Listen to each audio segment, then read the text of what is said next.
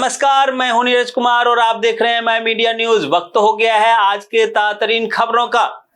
आज है देव उठनी एकादशी। मान्यता है कि इस दिन भगवान विष्णु 4 माह की योग निद्रा के बाद जागते हैं, जिसके बाद शुभ मांगलिक कार्यों की भी शुरुआत हो जाती है।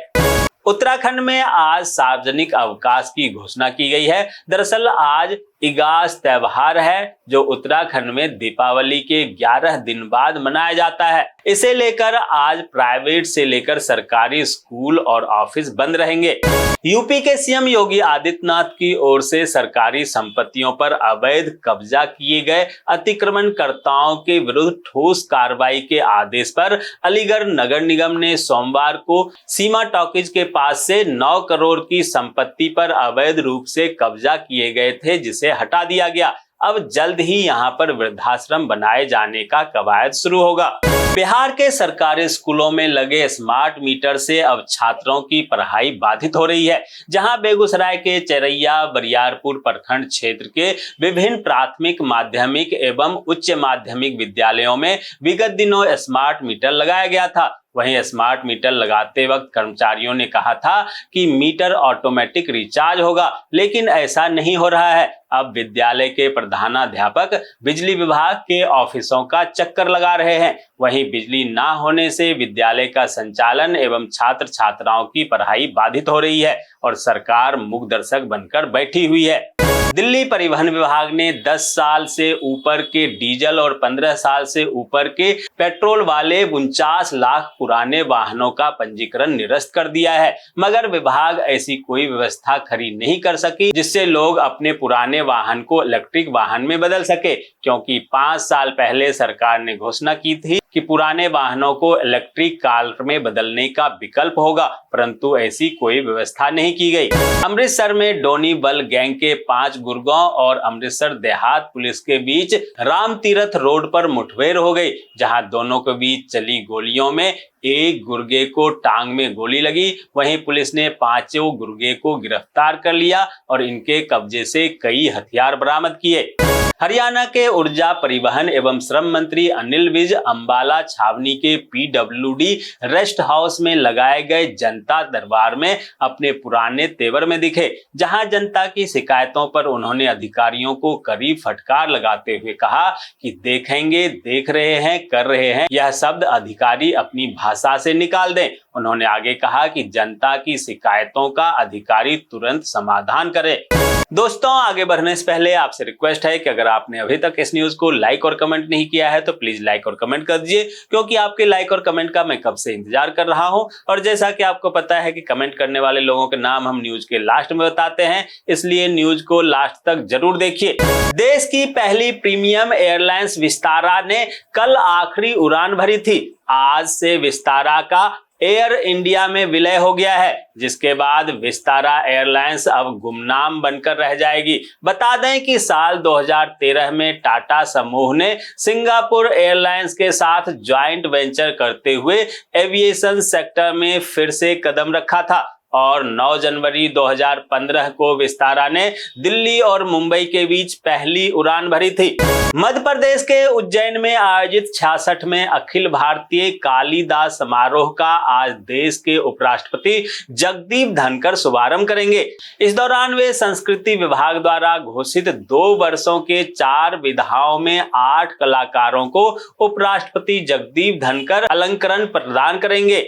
दिल्ली हाईकोर्ट ने कांग्रेसी नेता जगदीश टाइटलर को बड़ा झटका देते हुए साफ कर दिया है कि उनके खिलाफ 1984 के सिख विरोधी दंगों के मामले में हत्या का मुकदमा जारी रहेगा। न्यायमूर्ति मनोज कुमार ओहरी टाइटलर की उस याचिका पर सुनवाई कर रहे थे, जिसमें टाइटलर ने दिल्ली की एक अदालत में उनके खिलाफ चल रही सुनवाई पर रोक लगाने की मांग की थी। अब इस मामले पर अगली सुनवाई 29 नवंबर को होगी।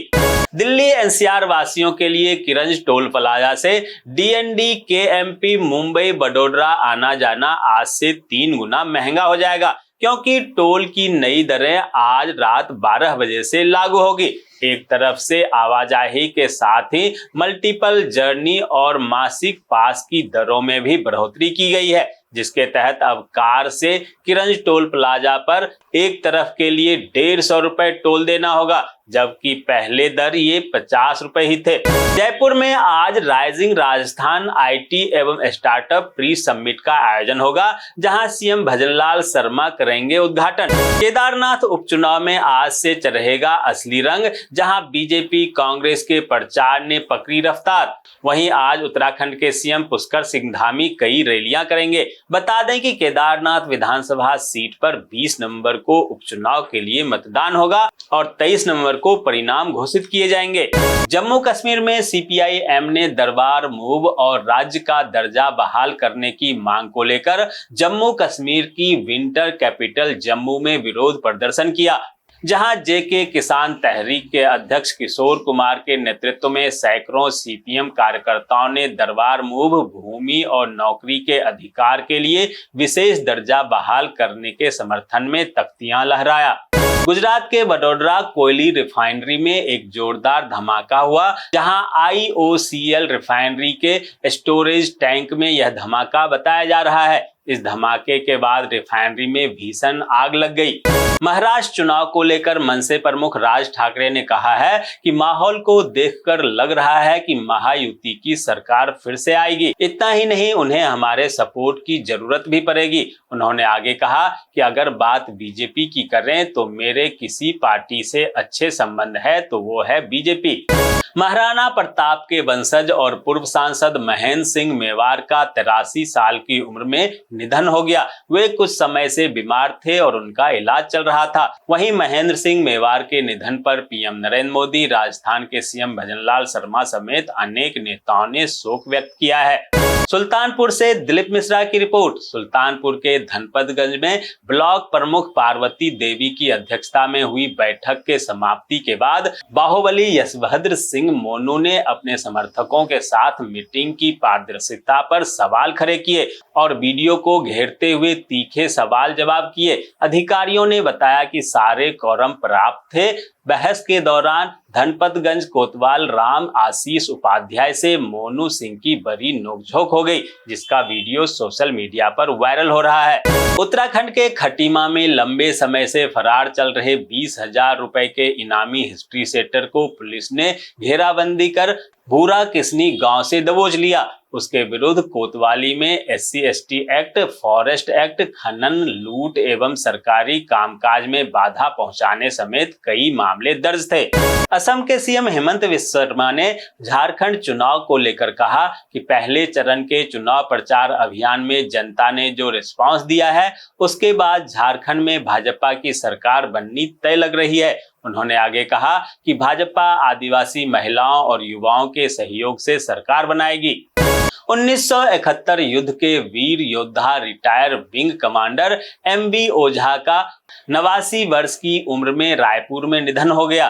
कल उनके पार्थिव शरीर को अंतिम विदाई दी गई। वहीं छत्तीसगढ़ के सीएम सहित कई नेताओं ने उनके निधन पर दुख जताया है। राष्ट्रीय स्वयंसेवक संघ प्रमुख मोहन भागवत ने मध्य प्रदेश के महाकौशल क्षेत्र की दिवंगत संघ महिला डॉक्टर उर्मिला जामदार की स्मृति में आयोजित एक व्याख्यान में कहा कि भले ही ग्रामीण इलाकों में कुछ बीमारियों की दवा उपलब्ध ना हो, लेकिन देसी कट्टा उपलब्ध है। मोहन भागवत ने आगे कहा कि मानवता की सेवा करना सनातन धर्म है, जो हिंदू का पर्याय है। हिमाचल प्रदेश के शिमला में व्यावसायिक शिक्षकों का धरना जारी है, जहां शिक्षक निजी कंपनियों को बाहर का रास्ता दिखाने और नीति निर्माण की मांग के समर्थन में धरने पर बैठे हैं। पश्चिम बंगाल में 6 विधानसभा सीटों पर 13 नवंबर को उपचुनाव होना है, जिसका प्रचार कल देर शाम थम गई। वहीं बीजेपी और टीएमसी दोनों ने इन सीटों पर जीत का दावा किया है। दोस्तों, मैं देख पा रहा हूं कि आप में से बहुत सारे लोगों ने इस न्यूज को लाइक किया है और कमेंट भी किया है, लेकिन अभी भी कुछ लोग बाकी हैं जिन्होंने न्यूज को लाइक और कमेंट नहीं किया है। उनसे भी आग्रह है कि प्लीज प्लीज प्लीज वे भी न्यूज को लाइक कर दें, कमेंट कर दें, साथ में शेयर भी कर दें। तो ये थी आज की ताज़ा खबरें। ऐसे ही खबरों से अपडेट रहने के लिए चैनल को सब्सक्राइब कीजिए, नोटिफिकेशन बेल को दबाइए, वीडियो को लाइक कीजिए और ज्यादा से ज्यादा शेयर कीजिए, ताकि आप और आपके जानने वाले रह सकें देश और दुनिया के तमाम खबरों से अपडेट।